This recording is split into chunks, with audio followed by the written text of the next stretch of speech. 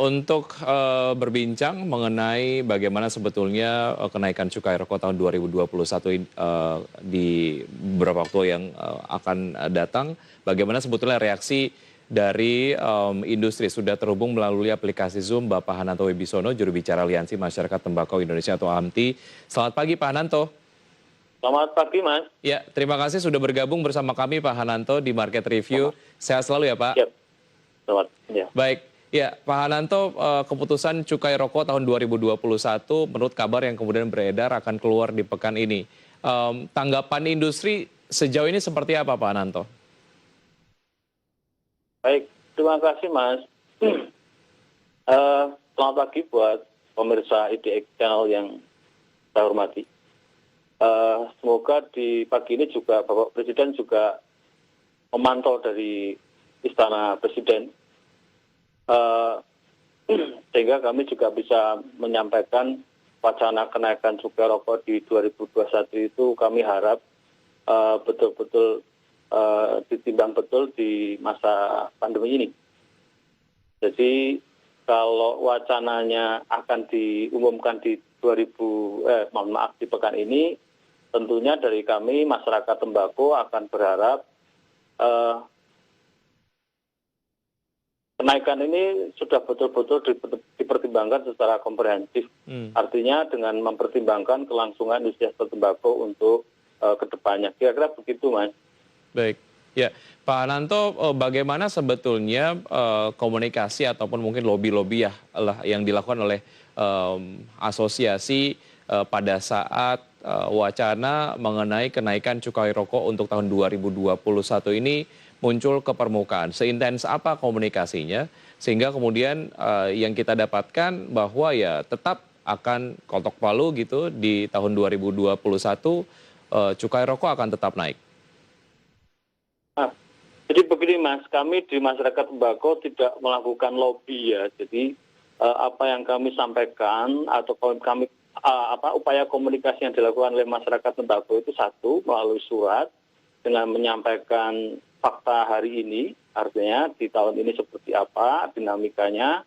Lalu kedua seperti ini, Mas, dengan penyampaian dengan forum komunikasi melalui media. Lah, yang sudah kami sampaikan tentunya begini, industri ini kan juga bukan di masa pandemi ini juga sama ya, Mas ya. Bahwa industri ini juga terpapar atas pandemi COVID-19 ini. Yeah. Jadi kalau boleh saya sampaikan sebagai ilustrasi gambaran, misalnya di industri di hulu di masa panen 2020 ini juga cukup memprihatinkan. Jadi dari bukaan harga yang range-nya antara 15.000 sampai 50.000 itu jauh di luar ekspektasi ketika tahun-tahun sebelumnya. Lalu di industri hilir itu sampai hari ini diperkirakan dan kami baca di laporan Kemenkyu juga prediksinya atau proyeksi penurunan di produksi tembakau itu, olahan tembakau itu diperkirakan akan sampai antara 15 sampai 16%. Yang itu ekuivalen sampai dengan kira-kira 50 miliar batang, Mas. Jadi kalau 50 miliar batang itu tidak bisa diproduksi, kalau kita komparasi ke bahan baku itu pastinya perkiraannya sekitar 50.000 ton tembakau itu tidak terserap. Nah, 50.000 ton itu kalau kita dengan asumsi gambarannya itu 1 hektar adalah 1 ton tembakau kering, itu ada 50.000 hektar yang tidak terserap. Artinya kondisi ini mohon betul-betul menjadi pertimbangan Bu Menkyu, Bu Sri Mulyani dalam hal ini, Pak Presiden Jokowi, juga sangat kami berharap betul-betul mempertimbangkan kondisi yang luar biasa ini. Kira-kira begitu, Pak Hananto, lobby-lobby yang dilakukan dari masyarakat tembakau lah ya kepada pemerintah, apakah hanya dilakukan agar kemudian betul-betul cukai rokok di tahun 2021 tidak naik, atau lobby yang dilakukan adalah supaya batasan kenaikannya tidak mendekati 20%. Saya sempat membaca beberapa artikel, kalau dari industri sebetulnya ya kalaupun memang mau dinaikkan antara 5 sampai dengan 10% lah, nggak sampai mendekati 20%. Mana yang kemudian lobby yang dilakukan oleh teman-teman masyarakat tembakau? masyarakat tembakau mengkomunikasikan begini, Mas. Jadi kalau terhadap kemarin ya, itu kan sempat beredar bahwa akan di angka sekitar 19%. Lalu kemudian dinamikanya berkembang lagi antara 13 sampai 20%. Nah, kalau kami juga artinya di masyarakat tembakau sangat berharap sekali bagaimana keberlangsungan industri tembakau ini betul-betul menjadi bisa dipertimbangkan keberlangsungan dalam usahanya. Jadi ini kan kongruen ya dengan program PEN-nya Pak Jokowi, pemulihan ekonomi nasional. Jadi kalau yang paling misalnya begini, gambaran paling sederhana yang bisa disampaikan, industri tembakau ini dari hulu sampai hilir.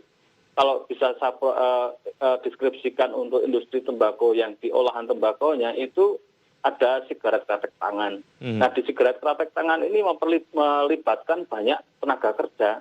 Lalu kemudian apa yang mesti menjadi kami komunikasikan ke pemerintah, harapannya di SKT ini betul-betul menjadi diutamakan untuk tidak ada kenaikan cukai. Baik. Jadi kalau misalnya ada kenaikan cukai yang eksesif, tentunya akan berakibat pada PHK. Nah, mohon maaf, mungkin belum ke PHK, tapi pada pengurangan jam kerja. Pengurangan jam kerja akan berimbas lagi nanti ke PHK. Nah, itu kira-kira begitu, Mas.